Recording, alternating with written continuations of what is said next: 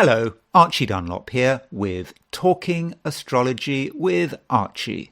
And in this video, I want to look at the astrology and the I Ching for the weekend of October the 28th and 29th, 2023. I also want to consider the horoscope of the new Speaker of the House of Representatives. Yes, we finally have a new Speaker, and his name is Mike Johnson, and he is from Louisiana. And yes, obviously he's a Republican, and he is a social conservative. He is not a big fan of abortion, not a big fan of gay and LGBTQ whatever rights, and yeah, he's religious. In fact, big part of his career seems to have been, defending religious freedoms. For example, that replica of Noah's Ark in Kentucky. People can visit it, and I think the state of Kentucky at one stage gave him a subsidy or something, gave him some money, and I'm not quite sure what the conditions were and what exactly was going on. But then they withdrew this money because it was insisted that those working around the Ark were young Earth creationists, and this was apparently breaking the rules. I suppose if a state gives you money, that means you've got to offer jobs to everyone and not sort of discriminate against people who don't hold a particular set of religious views. So when Kentucky wanted to withdraw this subsidy, the owners of the Ark enlisted the help of Mike Johnson. So those are the kind of people he represents, and that's perhaps the kind of person who we now have as the Speaker of the House of Representatives.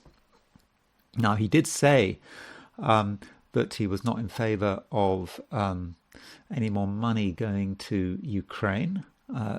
That seems quite a sensible thing to suggest, but now he's actually become Speaker. He's starting to backtrack on that, so maybe we can still expect $60 billion of American taxpayers' money to go to Ukraine to support the further killing of Ukrainians. And that's what happens, doesn't it? I mean, if you support someone's war effort, that means more Ukrainians get killed.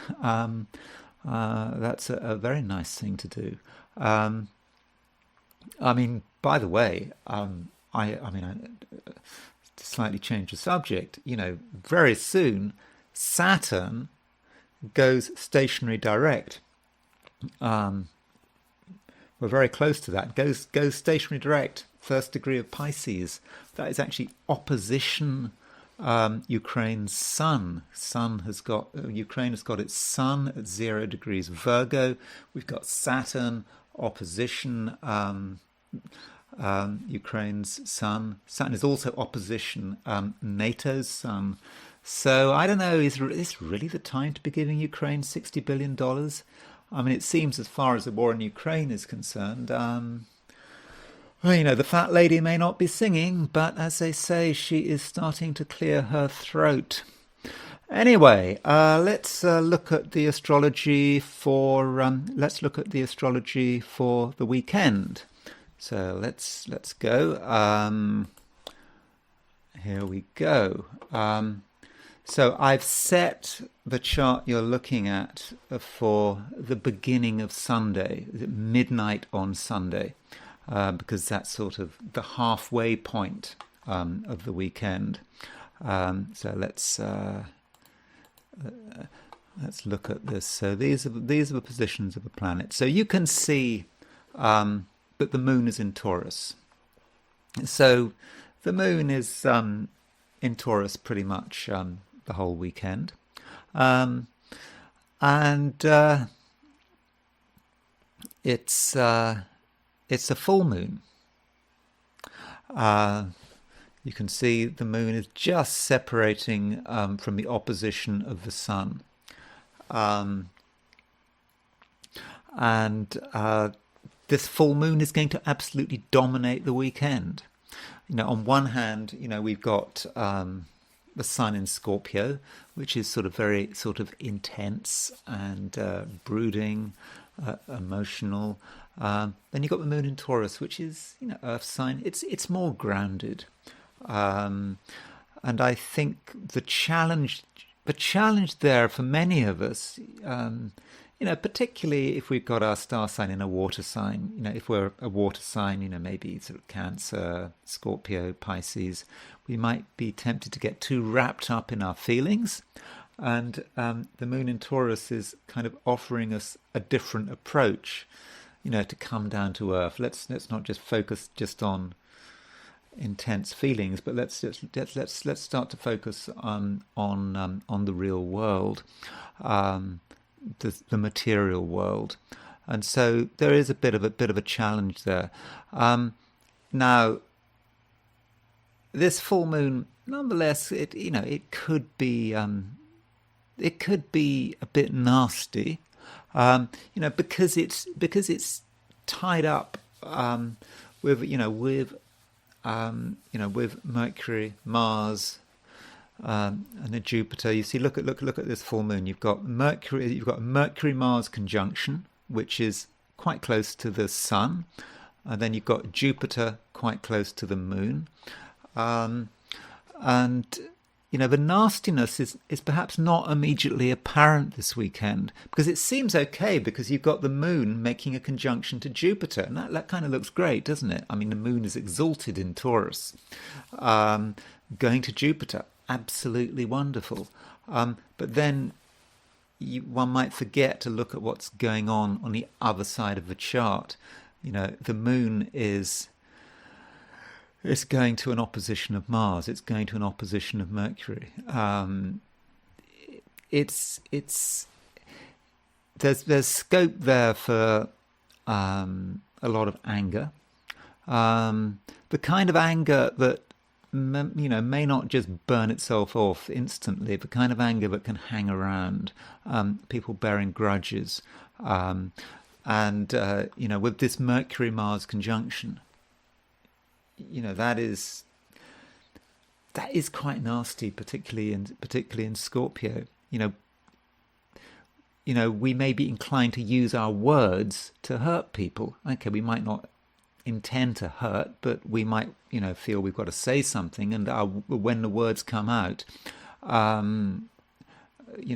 they might be the wrong words. They could be quite offensive, and so we do have to be really careful what we say. And once the words come out, it may be difficult to stop. I mean, look, Mercury and Mars, there's that Mercury-Mars conjunction. It's opposition Jupiter. So this weekend,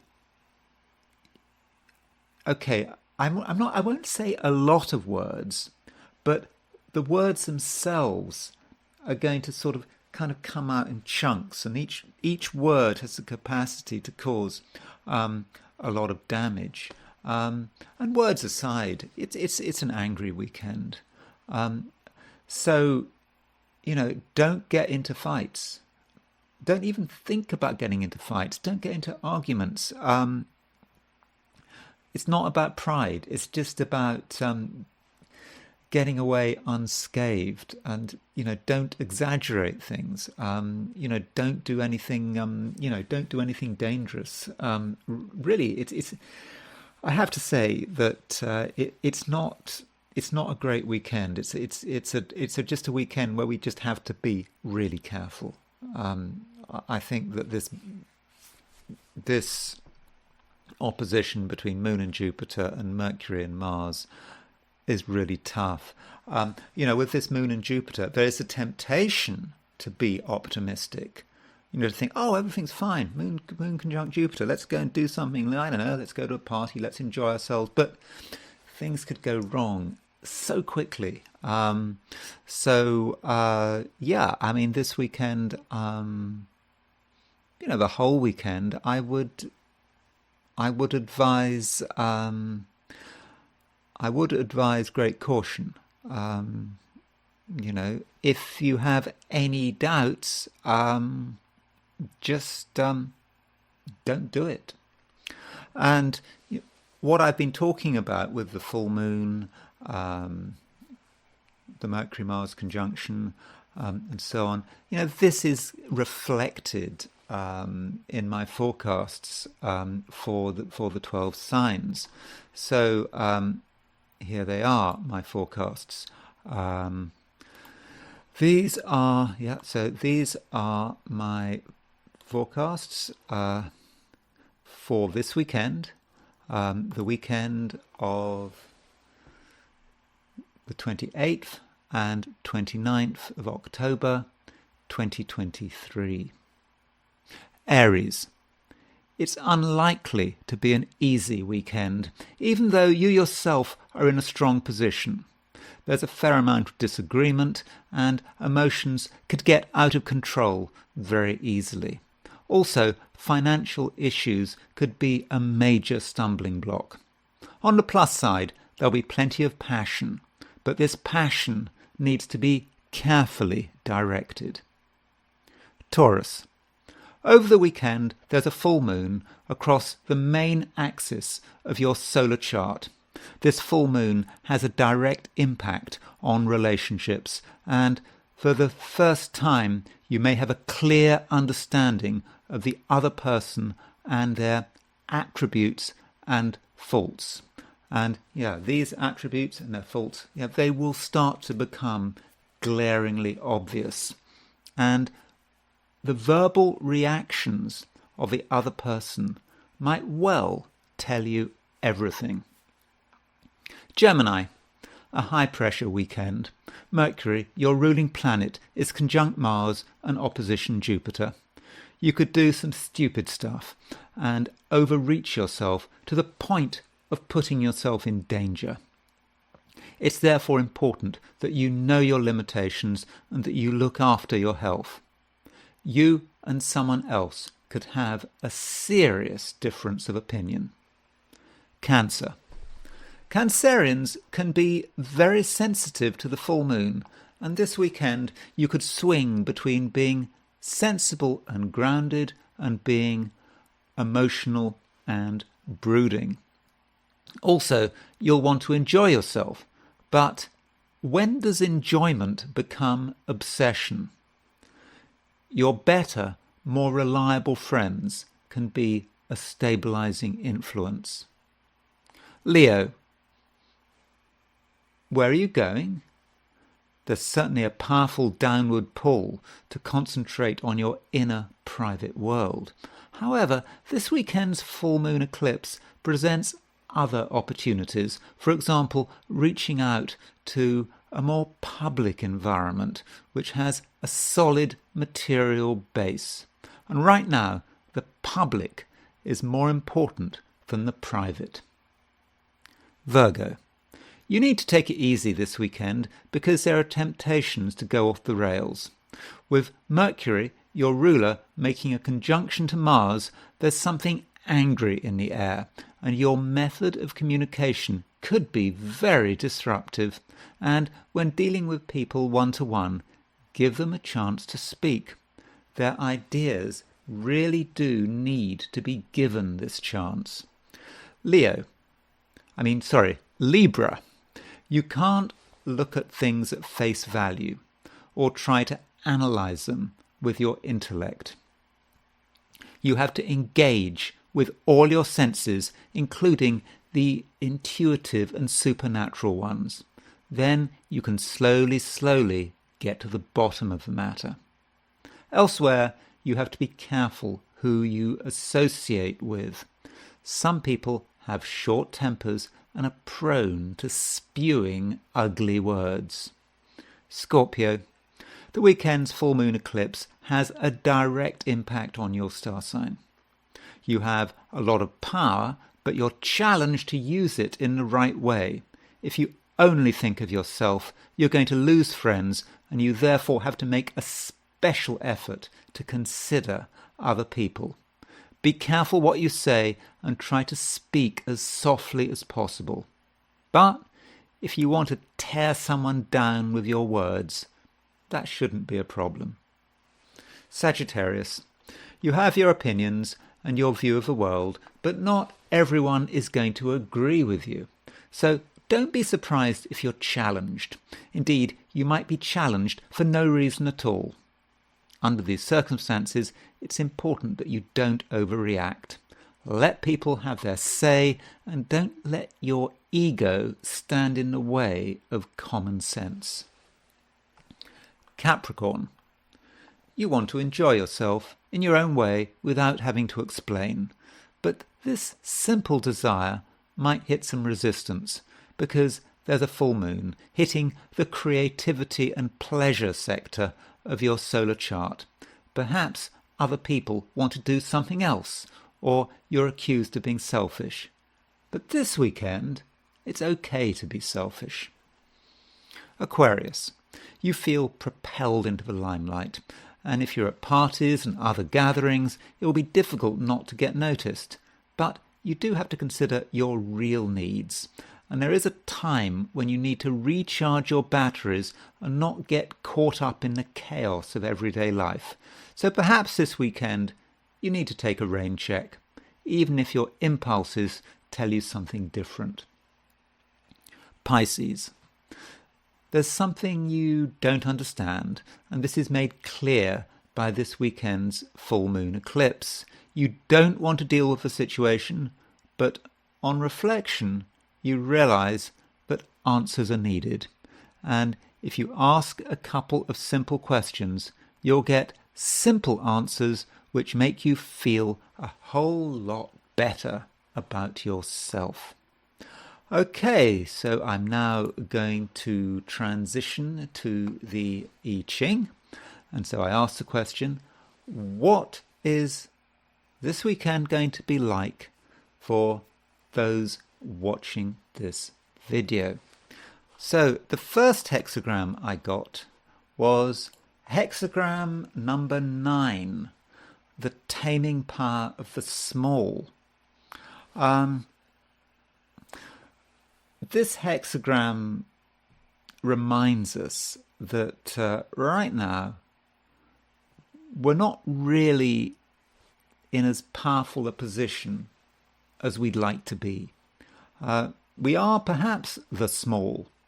We'd like to do big things. We'd like to create big effects, but we're too small right now to do it. Now, that doesn't mean to say that this situation is going to last forever, but right now we just don't have the influence. We don't have the power. And we just need to accept the situation. And there are two moving lines here. The bottom line moves, and the third line from the bottom also moves. So the first line moving is actually quite fortunate. It's like we realize our limitations. We realize that we just can't do it. And so we want to turn back. That is the taming power of the small. I suppose the small gets tamed. It understands its limitations, turns back, and everything is fine. But the third line moves. And that might suggest a change of mind. We look at what's in front of us. We look at the challenge in front of us, and we're thinking, hold on, that's not so bad. I'm actually in a strong position. I'm certainly in a interpersonal situation. You've got a person who's a problem, someone you need to deal with. You might be thinking, oh, this person is just not in a strong position. I can deal with this. It's fine. Or perhaps it's something more material. I don't know, some I don't know, some piece of machinery that's broken you're trying to fix, or some challenge. You're just tempted to think, yeah, this is fine, this is great, I can deal with this. So there's the illusion that something else is weaker than us, and it is an illusion. And when we actually get involved in the fight, in the battle, when we try and get it done, the tables get turned very quickly, and they get turned on us. We realize that this situation or this person that we thought was weaker than us is actually stronger than us. So what do we do? Oh, I don't know. I suppose we have to retreat, accept defeat. There's a problem. And then this hexagram moves. It moves to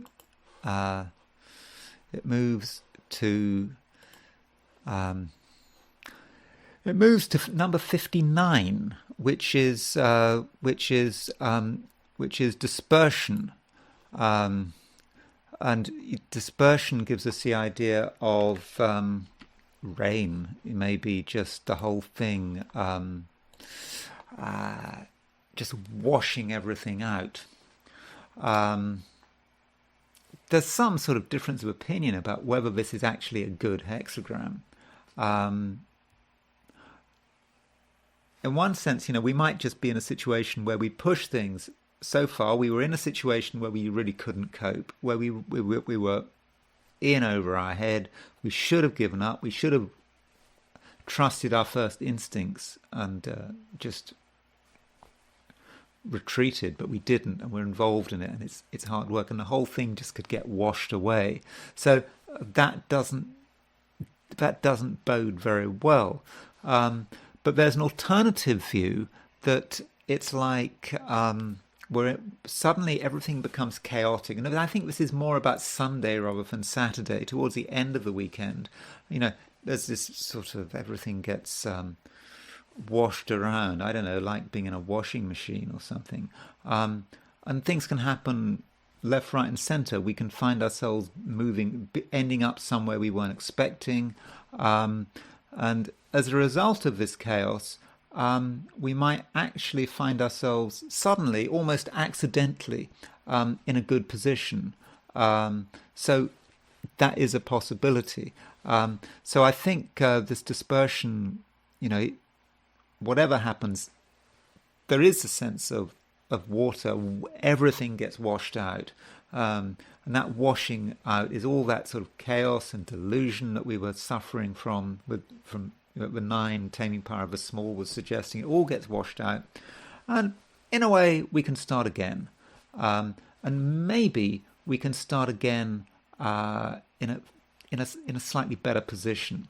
So consider how your world is changing over the weekend, and this may link actually with the full moon. The full moon, it's a very tense situation, for all of us. And then, the full moon sort of breaks, reaches its sort of maximum impact, and suddenly something has to give. And there may be a sort of a sense of relief, that we can kind of start again. That we start to see things for the way they are, and then we can start acting more sensibly. But still, just watch out for this this sort of washing machine effect, and just make sure you land on your feet, because there may be a moment of disorientation, and there may be the success or failure of this weekend rather depends on how you deal with that moment of disorientation. The quicker you recover, the quicker you understand what's going on, the better for everyone. Okay, so let's go back to the astrology and look at the horoscope of the new Speaker of the House of Representatives. So he is, Mike Johnson. He was born on January the 30th, 1972. I have no idea what time he was born, so I've just gone for noon. And you can see, like this weekend, he was born on a full moon. Sun in Aquarius, opposition moon in Leo. When you've got that, when you've got a full moon person like that, he can switch a lot. There's a lot of switching. South node. Look at the south node on the moon in Leo. South node on the moon in Leo. Moon in Leo is quite arrogant. It's quite into itself. Can be, particularly if it's conjunct with south node. I think his immediate impulse is to put himself in the center of things, the center of attention. I mean, it comes from his childhood. Of course, he's a Christian. He doesn't believe in reincarnation. But who knows? I suppose the universe doesn't really care what he believes in. But maybe if he's had previous incarnations, he's just sort of expected himself to be the center of the universe. Maybe with the south node conjunct the moon. But where he should be going to, north node, is the sun in Aquarius, and that's more objective. That's more detached, and that's perhaps what he could, what he should be focusing on. We don't have his time of birth, but that sun in Aquarius. That sun in Aquarius is actually very important because that sun in Aquarius, as we'll soon see, is being hit by Mars.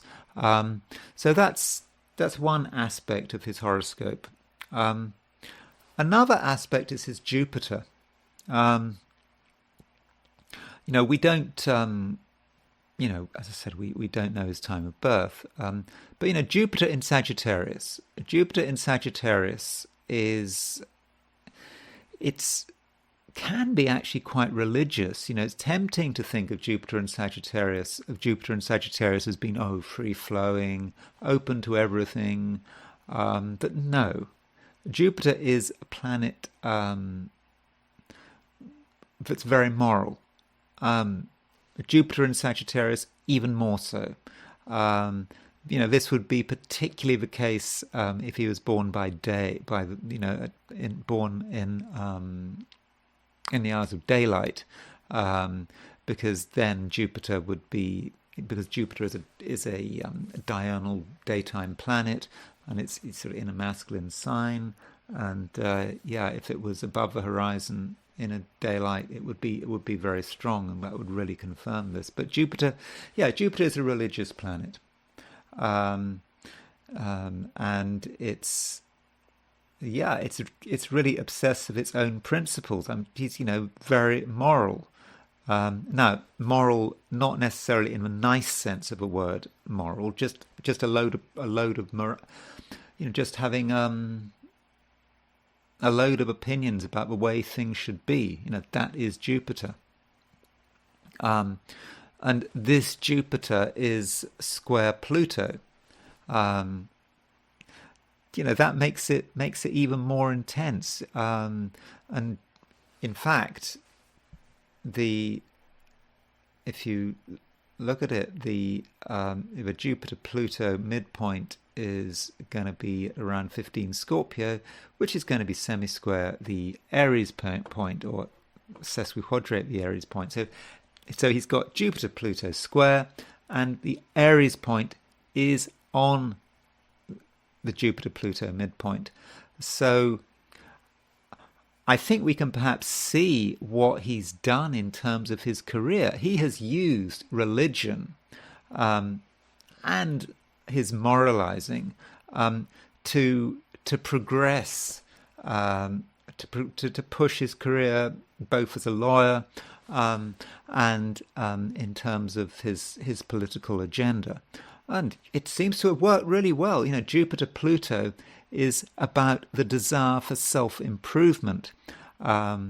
at any cost almost. And Aries is on Jupiter-Pluto midpoint, and so that kind of makes perfect sense. What he's been able to achieve. I mean, he in one sense doesn't seem to be a particularly interesting person, but he's made it, at least to being Speaker of the House. Just a reminder, if you don't know, the Speaker of the House of Representatives is second in line to the presidency. So that means that if Biden and Kamala Harris were to die at the same time, Mike Johnson would be president. Of course, it's unlikely they were going to die at the same time, because, of course, if Biden were to die, the moment Biden would die, Kamala Harris would become president, and then she'd choose someone else to be vice president, and then poor Mike Johnson would remain as second in line. Yeah,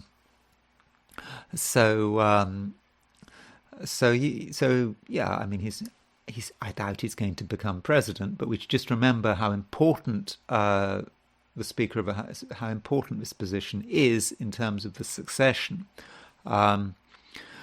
So he's got really close, and I think that Jupiter-Pluto is working well, and I think his Jupiter in Sagittarius is working well.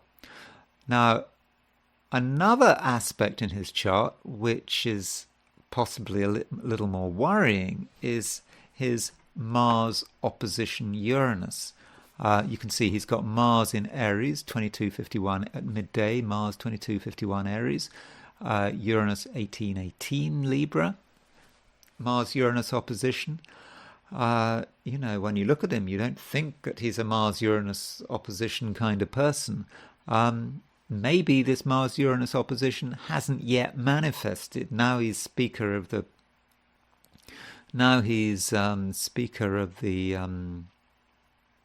House of Representatives. All sorts of things can start to happen. This Mars-Uranus opposition does make him potentially accident prone. It can put him at the center of chaos. I suppose. Well, we already know he's quite closely involved with Trump. His Mars at 22. Mars is at 2251 Aries. Just to remind ourselves, so he's got Trump's. This is Donald Trump's chart. Trump has got his Sun at 2256 Aries. So, in other words, Mike Johnson's Mars is did I say Aries? Sorry. Trump's Sun is at 22 degrees 56 Gemini, and so Mike Johnson's Sun is at Mike Johnson's Mars is at 2251 Aries. So Mike Johnson's Mars is sextile Trump's Sun. So that suggests, that the two men have got, there's a certain commonality there, which has helped. Now this Moon, you can see his Moon is Moon in a fire sign. You see he's quite fiery.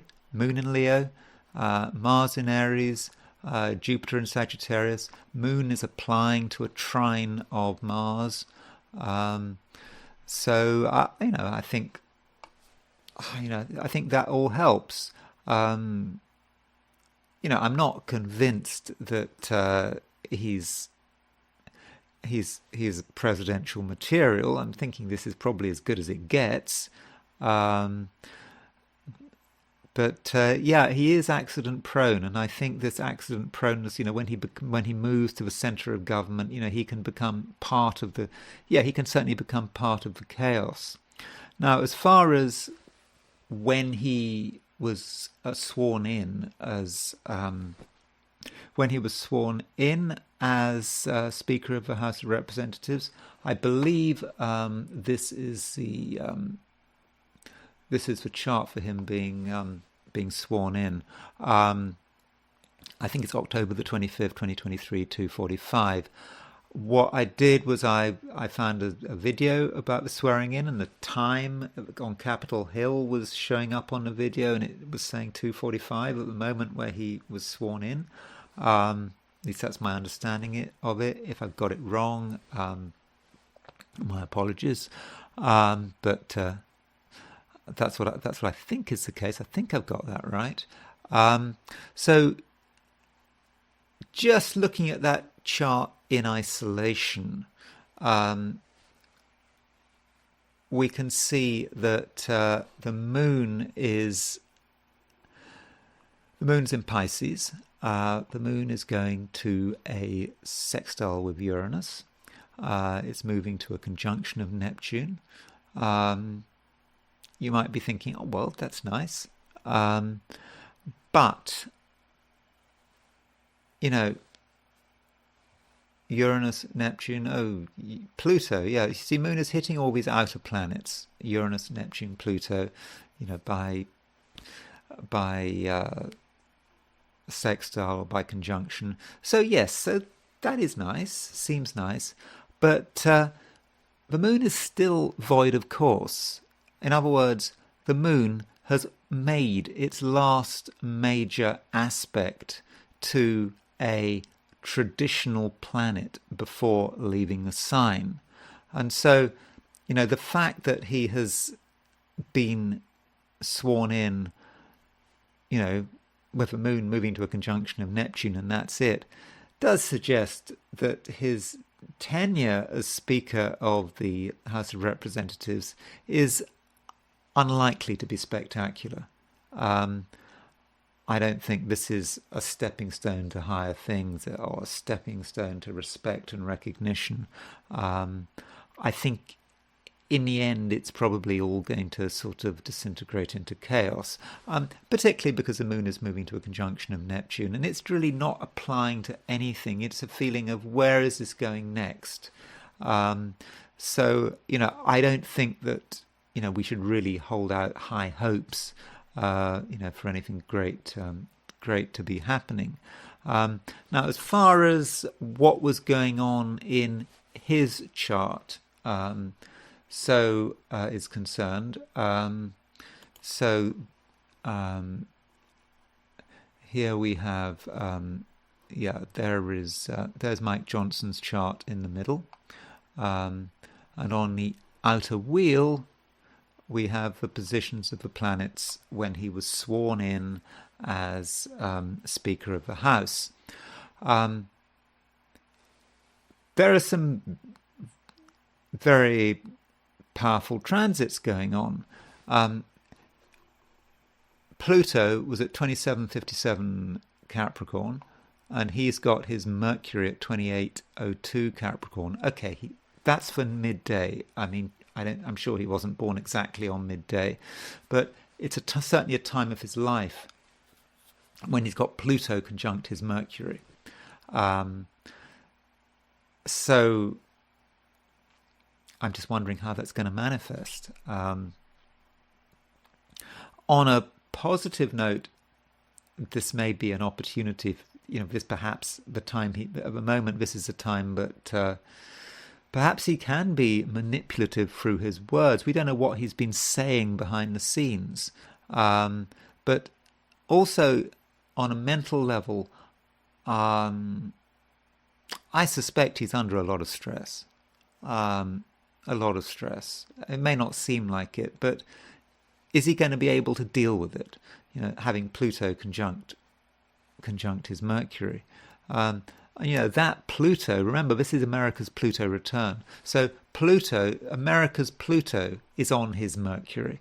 There's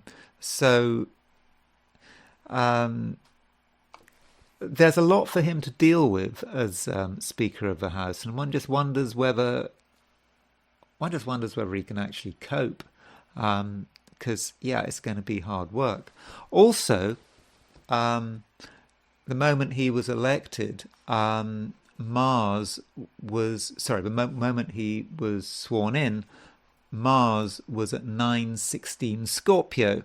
So in other words, Mars was square his sun. That's Mars square sun. It's not what you normally associate with success. It's certainly dramatic. But this Mars-Jupiter opposition, which was forming, was square his sun. So, I think it's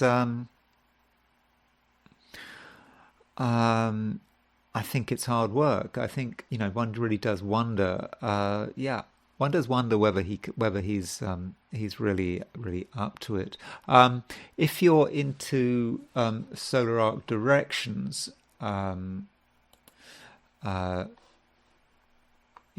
he is, how old is he? He's 51. So if we were to move all the planets in his chart 51 degrees to see where that takes him. First thing to notice is that about 2 years ago, his sun progressed into Aries. Now that I suppose was pretty fortunate. It wasn't just that his progressed sun was moving across the Aries point. The sun is exalted in Aries. So I think a couple of years ago, he just got this blast of strength. He's been put in a stronger position. But this progressed sun, it makes an opposition to Pluto. So to his natal Pluto. And that that's more suggestion that this is quite this really is quite a high pressure job for him. And let's look at Saturn. There's Saturn. His progressed solar arc directed Saturn is at 2135 Cancer. So there's his Mars at 2251, natal Mars at 2251. So over the next year, assuming he can stay in the job, he's going to have Saturn moving closer and closer to his Mars. Saturn has just 3 years ago hit his Uranus. Because remember, he's got a Mars-Uranus opposition. Now it's moving to his Saturn's now moving to his Mars. So kind of got Saturn on the Mars-Uranus midpoint. That is. That's pretty tense. I mean, let's look at what Vita and the Uranian school would say about Saturn on the Mars-Uranus midpoint. Probably something quite sort of dramatic and a bit perhaps exaggerated. But Saturn on the Mars-Uranus midpoint: sudden stop or interruption of one's work, violent separation, amputation, caesarean section. I'm not sure. I don't think that really applies to him, but violent separation, sudden stop or interruption of one's work. So maybe this is going to be his experience of being Speaker of the House. Sudden interruptions. It's going to be really difficult. It's going to be a very stop-go kind of thing. And so that's perhaps the kind of experience he might be lining himself up for. Finally, I wanted to look at how he links with the chart of the United States. So I put the horoscope of the United States in the middle, and then I put his chart, his planets on the outer wheel. And just the one thing I want to point out is Pluto. He was born 1972, the beginning of the Pluto in Libra generation, and his Pluto was at 152 Libra. Now, the United States is midheaven, assuming 5:10 in the afternoon on July the 4th, 1776, is at 1 degrees 3 Libra. So his Pluto is on the United States' midheaven. So he, as a representative of a Pluto and Libra generation, can really mess America up. Just cause America to have more problems, more difficulties when it comes to working out its way forward. And here's this Pluto and Libra generation turning everything upside down. Relationships get sort of, I'm not talking about romantic relationship, but just the general relationships, the fabric of American society. He's just another of these people who is causing strain on America and its attempts to work its way forward in the world as it tries to deal with a sort of a complicated global situation, and it's flailing around. So overall, I don't think that Mike Johnson is a particularly constructive influence, and I'm not. I mean, I don't think his tenure as Speaker of the House is going to, go down in history as something completely amazing. Doesn't look like it. I think it's a reasonably inauspicious start, with that void moon just moving to a conjunction of Pisces, plus, sextiles, with Uranus and Pluto. Yeah, I don't think it's very impressive, but I suppose people might feel that it brings a bit of short-term stability. Okay, that's all I'm going to say on the subject of Mike Johnson. And I will talk to you again on Monday.